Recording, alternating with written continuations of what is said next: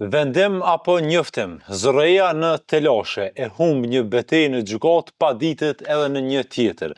Një betejë jo konkluduese, por domethënëse kanë arritur ta fitojnë prodhuesit vendor ndaj vendimit të zërëjes, lexo qeverisë të Kosovës, për të ashtuquajturin treg të lirë të energjisë elektrike për mbi 1300 prodhues vendor, të cilët përmes një njoftimi nesën ekzekutimin e të ashtuquajturit treg të lirë të energjisë, që rezultoi thjesht monopol me një ofertues dhe me çmime deri në 3-4 fish më të larta të energjisë elektrike.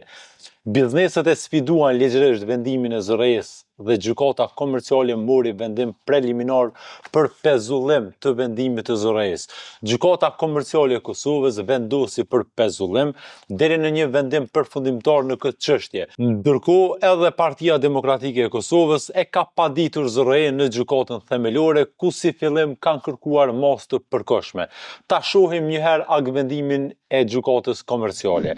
Aprovohet si e bazuar propozimi i paditësit për caktimin e masës së sigurisë për shtyrjen e ekzekutimit të njoftimit.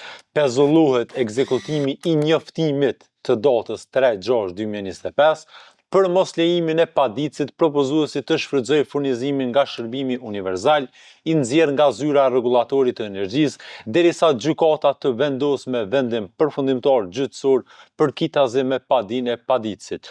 Oda Ekonomike e Kosovës, bazuar në këtë vendim të komerciales, kërkoi nga zërëja ta pezullojë krejt vendimin apo njoftimin për të ashtuquajturin treg të lirë.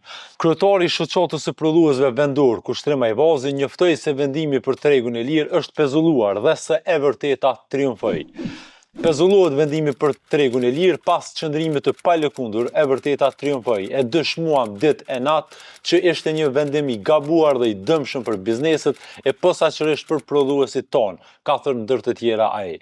Ndërkohë, Partia Demokratike e Kosovës e ka paditur zërëjen pranë gjykatës themelore në Prishtinë. Padia, të cilën e ka siguruar Gazeta Nacionale, sigurisht është e gjatë me ngarkesa juridike.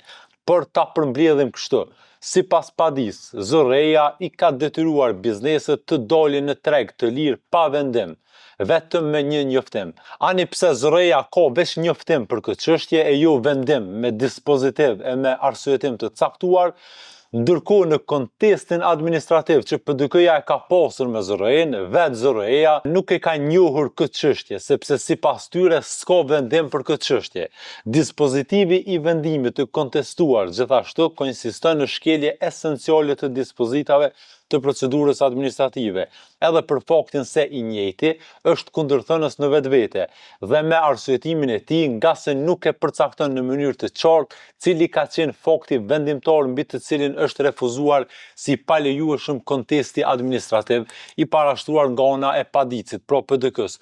Pra, ndonse në dispozitivin D të vendimit të kontestuar e paditura, pra zërëja nga njëra anë ka konstatuar se kontesti administrativ është i palejueshëm për shkak se akti real i kontestuar nuk përbën akt administrativ individual dhe se nuk krijon efekte juridike individuale për palën, ndërsa nga ana tjetër në dispozitivin 3 të vendimit kontestues ka konstatuar se vendimi i të paditurës për të hyrat maksimale të lejuara për furnizuesit e shërbimit universal përbën bazën për zbatimin e liberalizimit të tregut dhe është akt përfundimtar administrativ, thuan ndër të tjera në padi.